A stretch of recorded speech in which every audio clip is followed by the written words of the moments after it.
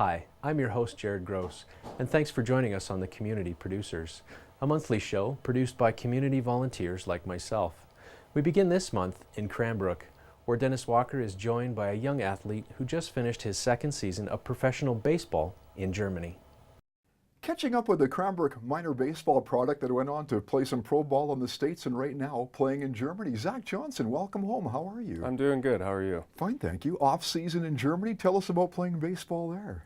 It's pretty awesome. Obviously, it's a pretty competitive league, so there's lots of ex-minor leaguers there. So it's it's pretty good, and the baseball there is growing, so it's fun to be a part of. So you're a starter. I am, yeah. Center field? Outfield, primarily left, right, but do play a little bit of center as well, yeah. It's interesting, and I guess because I'm in the business I'm in, but I'm always interested in presentation. But how do they lay out a game in Germany? Like I was joking before going on, do they sing "Take Me Out to the Ball Game" or do a seventh inning stretch? But how do they present the game there? Fairly similar to any minor league facility you'd see. So Spokane Indians are nice and close. If anybody's been down there and seen that, it's kind of similar to that, whereas quite a few fans, depending on the team, you get anywhere between 1,000 to 2,000 fans, which is awesome. And then just kind of the same atmosphere. And every team kind of has its own flair. They've got a little chants or different, audio sounds or different things, which is kind of cool. So yeah, it's cool, fun to be a part of. Off the field, what's life like living in Germany? Have you picked up the language fairly well then?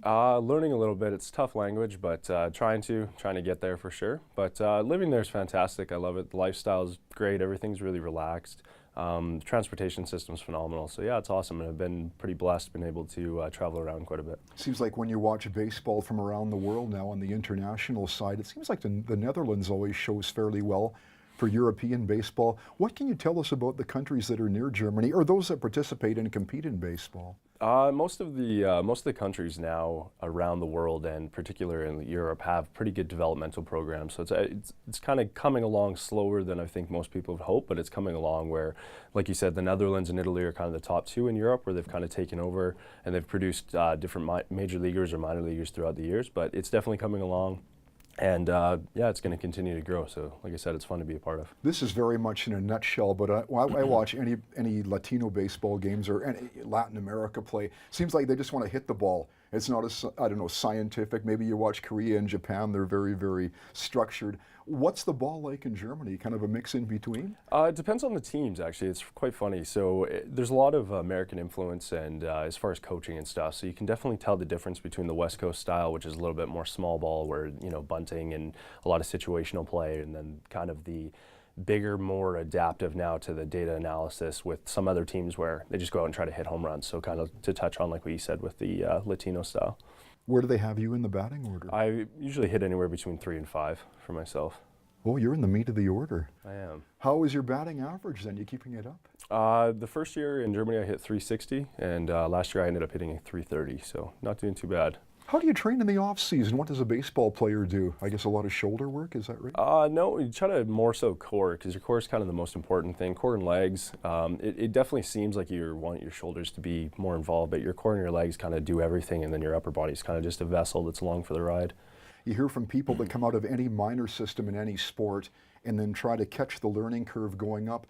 Were you well prepared leaving the Bandits program for the first team that you went to, even before you got to Germany now, just moving up and stepping up to where you are now? I think the biggest thing that anybody learns kind of going from that high school to the next level is just the pace of play. It's a little bit faster, so the game is going to be a little bit quicker. So it's kind of just more understanding just how to slow it down for yourself and kind of trusting that everything that you've done from when you were a young kid to the point where you're at is kind of getting you there, and just understanding that you're good enough to be there and kind of just being confident in yourself, and then the rest kind of just comes along. Well, you're not playing. I understand you're studying. How is that going? And tell us about what you're taking for courses then. So actually, I finished my degree. So I have a degree in sports management and marketing. And then I'm actually looking at doing my master's in Germany in international business. How many more years does that mean? It would just be 2 more years, which would be awesome.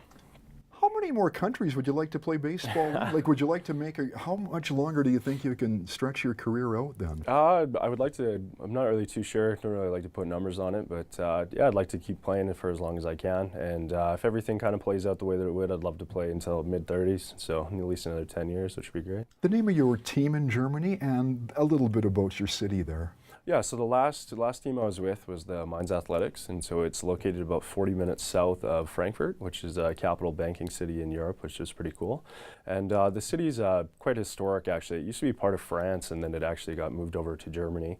And it was one of the cities that actually ended up getting flattened during the Second World War, so there's a lot of reconstruction. But right across the river, there's a protected city that was actually an American base. And so a lot of the original buildings are still there, and there's a big opera theater and stuff there, which is very cool to go and check out. So yeah, it's quite interesting. What's the ratio for that league? Do you have to have so many local players and so many imports, and how many Canadians are on your roster? So this last season, there was 2 Canadian guys. There was myself and a guy from Toronto, and then we had another American guy. So you're allowed to have 3 imports. You're allowed to have 2 import position players on the field, and then the second game of the weekend, you're allowed to have an import pitcher. And if you're an EU guy, so if you hold a European passport, you actually don't count as an import. So you can have as many guys with EU passports as you want. So it's kind of, they're trying to open it up a little bit, but at the moment, that's kind of how the import rules are set. Hey, for people catching you on the Community Producers here today, can you tell us how we can watch you on stream and when? When does the season start there? So the season starts in April, and it can be, depending on the team that would be participating either for or against in the upcoming season, then it would be just live stream either through YouTube or through Facebook. It's going to be fun to watch you. Yeah, thank you. Good luck. When do you take off then? I'll be here till probably about mid-February. Good luck to you there. Yeah, thank you very much. Zach Johnson's a Cranbrook minor baseball player, moved into the Bandits program, and the game's been pretty good to him. It's taken him around the world. Good. Thank you. Firefighters from Cranbrook recently set out on the icy waters of Idlewild Lake for a series of rescue simulations. With the sun shining and temperatures above 0, conditions on this day were perfect for an ice rescue simulation. What we're doing is practicing those what we call initial contact skills. So we get a call, we have someone through the ice. We have the ability to immediately deploy and have a man move out on the ice, make contact with the patient, provide them flotation, and make an assessment of them. It's all part of the Cranbrook Fire Department's ongoing rescue training program, which proves its value every time a real-life situation arises. We had a van that had slid off the road and it had flipped upside down, and the end of the van was above the ice shelf. Long story short, we popped the back window, slid inside, grabbed the guy, and pulled him out. And then the whole rescue happened probably within 60 seconds. There's also dry land training, which is made to simulate different scenarios. But, as Darcy Kennedy says, nothing replaces a real setting. At the end of the day, we have to put guys in the water, both as rescuers and victims, so we see both sides. Around Cranbrook, we got multiple bodies of water, and being fresh in this particular area of service we provide, it builds confidence. Confidence which will help them not only save someone else, but even themselves if necessary. So if we have to go in the water and things go sideways for ourselves, we're able to get ourselves out and reaching the victim in the water. Different skills of trying to reach them or throw something to them so we don't put ourselves in any more harm, and get the patient out as well. The training covers a variety of rescue techniques, many of which are carried out at a distance from the victim. Panic is a huge, huge factor that we have to manage, and that part is pretty tough to simulate here.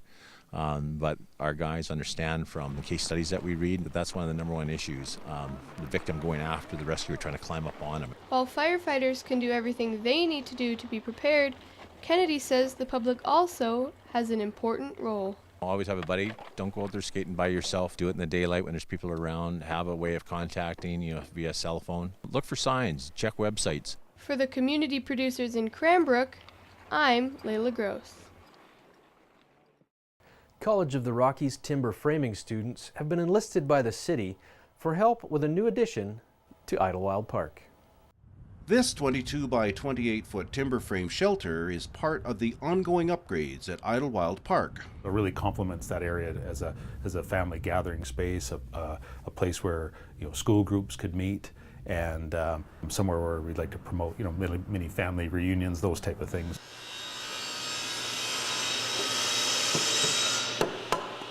It was built here by students as part of the College of the Rockies timber framing program. The college was looking for a major project, and we had the funds ready to go to buy the supplies and these type of things, so it was just the perfect fit.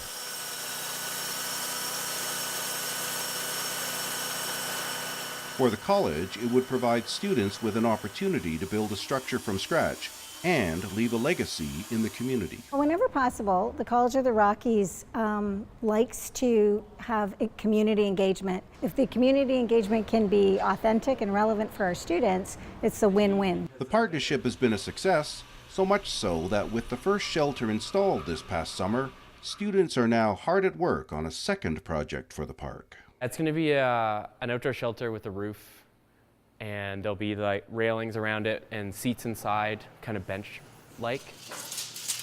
Building a structure from start to finish like this is just so valuable because you get to see every step of the way, from starting with round logs and milling the wood and everything up until actually raising the structure. And the knowledge that their work will be seen and used within the community makes it that much more special. I think it's cool to work on something like that that's going to get used and enjoyed by people. It makes the work more fulfilling. It's great to know that it's local and that students are making it. The public gets to, see what the college is doing in this program. I think a lot of times when we build something like this, and especially for the city, it's so well known, everybody sees it. I think there's a lot of pride in it.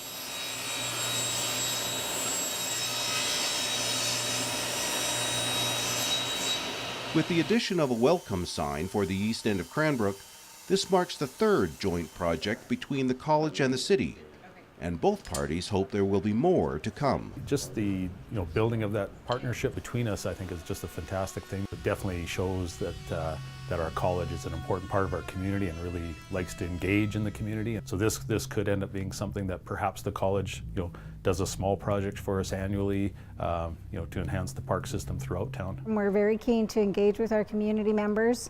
If it's an opportunity that works for our students as well as for the community, we're all over that. For the community producers in Cranbrook, I'm Bill Brewer.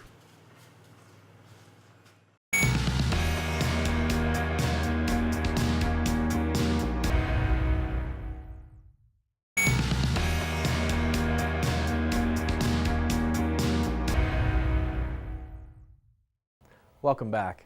Up next, Dennis Walker sits down with Cranbrook Community Theatre Director Terry Miller to discuss a couple of upcoming shows. We're at Studio Stage Door in Cranbrook on 11th Avenue, catching up with the Cranbrook Community Theatre's Terry Miller. Hi, Terry. Oh, Dennis. Nice sitting here. This is a neat old building. It is a neat old building. It's well over 100 years old now, and we've looked after it very well. And one of the advantages is we've developed this 83-seat theater. It's a really nice, intimate space. It's great for theater, and it's great for musical events as well, singer-songwriters and so on. Boy, we advanced to 2018 very quickly. It's just ahead of us, and you've got shows for January, February. We'll start with the opening month then. Sure. Well, we're doing, every season we do 3 what we call core shows, and then we try and do a special, and the next show that comes up here in January is a special. And it's done as a co-production with the Key City Theatre, and we will actually be presenting it in the Key City Theatre. It's a big old musical called The Producers, written originally by Mel Brooks. Very irreverent, very funny, and we're doing a terrific job of trying to make it a big, booming musical. We have incredibly talented people involved in it, singing, dancing, sets, props, costumes. We've been very fortunate to pull some really, really talented people together, and it's a big operation, cast of 25, and a crew of probably another 20 in order to run this show. You get some nice surprises though, because I know that not everybody's professional. Some come to you, they want to be a part of the Cranbrook Community Theatre, and you fit them in somehow, don't you? We do our very best to, yeah. It's one thing that we really try and do is always bring new people into the shows, whether they're backstage or on stage. It's very, very healthy for us to keep bringing new people in. And there's an incredible amount of talent out there, and sometimes it's courage. And with sufficient courage and with sufficient coaching, we can oftentimes turn someone that you wouldn't think would be able to present well on stage, give them the opportunity to get out there and really do a fine job. The turnaround time really isn't, it's fairly quickly because you've got people that don't get to come every day and do that. some homework, I guess, on their own time, or I don't know, acting at home. What do you recommend for some of the people that are new to acting? What do you tell them to do at home to prepare themselves? Learn their lines. Learn their lines. I see. It's, but you're absolutely right. This is not professional theater, although the caliber of theater that we present is often at professional levels, but it's done in a fairly extended time frame. All these people have jobs, families, things to do in their world, and they squeeze a few hours out of their week in order to practice, rehearse, get ready for this, and then of course during productions it's a fairly big time commitment then as well. You've mentioned the producers for January, but really you kind of keep going. You've got momentum going into February too, don't you? We do. We'll be presenting a show here that opens February 9th, I think it is, called Plaza Suite, which is written by Neil Simon. And it's an interesting, very interesting piece for us because it's a 3-act play, but the 3 acts are 3 totally separate stories. The only common element is that it all takes place in room 719 of the Plaza Hotel in New York City, and 3 different stories. So what we've done is, in an effort to bring new people in again, we've gone to 3 different people in our theater community who have been really itching and preparing themselves to direct a play, and we've given each of them an act to direct. So from an audience perspective, it'll be really interesting because they'll be able to come and see not only 3 different stories that Neil Simon has written in order to, and in an effort to try and tie some of the psyches together, but now you're going to be able to see 3 different directors' takes on it as far as what they're doing for costuming, what they're doing for general attitude, general movement. There's a dramatic difference between, dramatic's maybe not quite the right word, but there's a significant difference between the way each director would handle a situation. And so the audience gets to not only experience the story and the presentation, but the kind of nuances of what different directors would bring to the show. I kind of have to wonder, being in studio stage door and seeing 83 seats here, is there more pressure? Because the audience is right on top of you. Nobody gets a bad seat here if they come to watch a show. No, absolutely. And I'm not sure whether it would be really more pressure. Maybe, perhaps it is. When the audience is further away, you get to live a little bit more away from it. But at the same time, theater's a very interesting production because the energy that's on the stage and the energy that is in the seats feed each other. And every cast member will tell you that a different audience will make them respond differently because they're getting a different kind of an energy.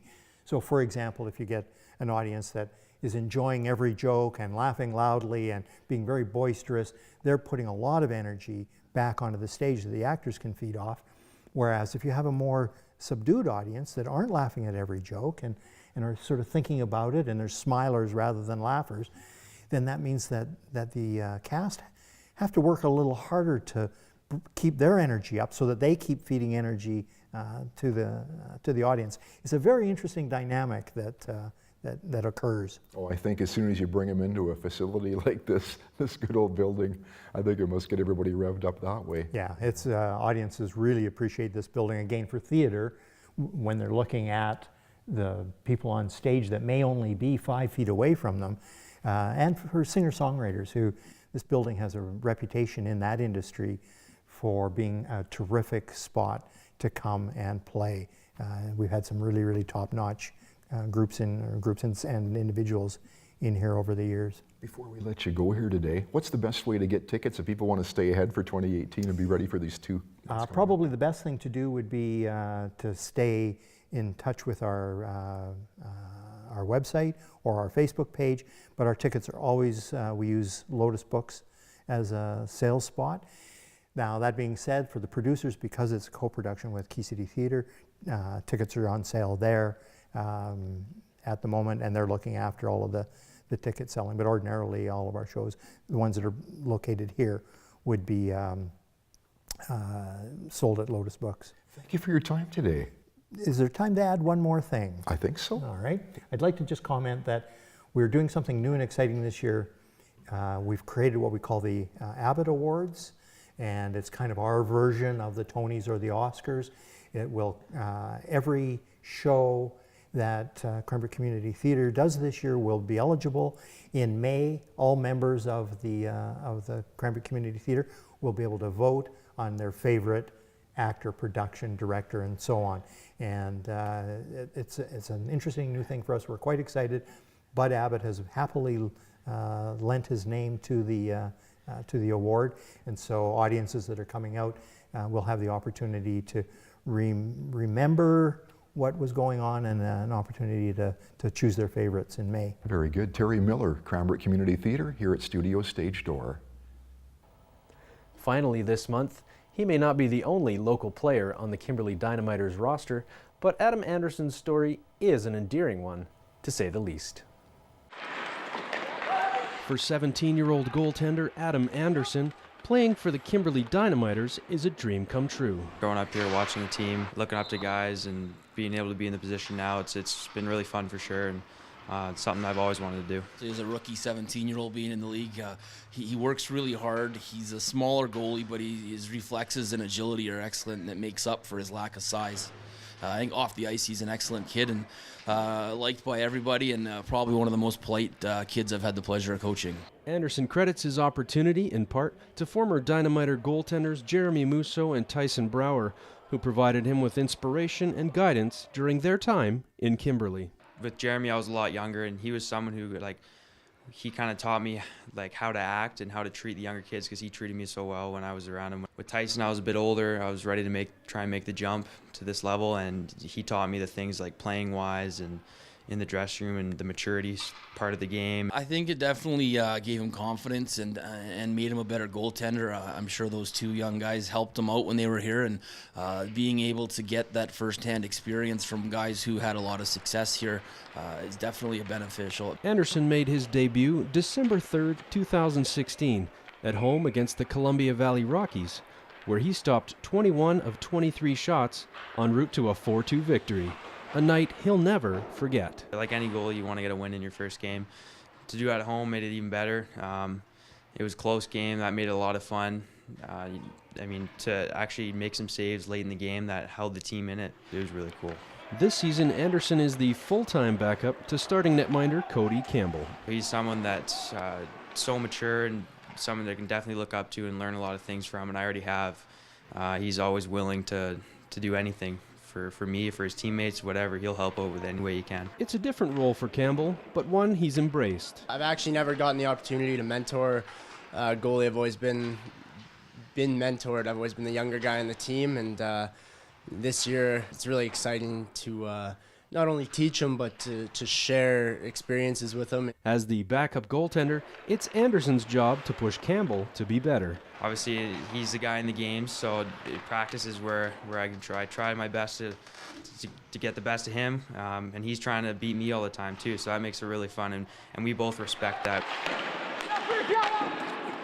Andersen is hoping to make the most of his playing time this season to earn either an opportunity in the BCHL next season or consideration for the starting job in Kimberley.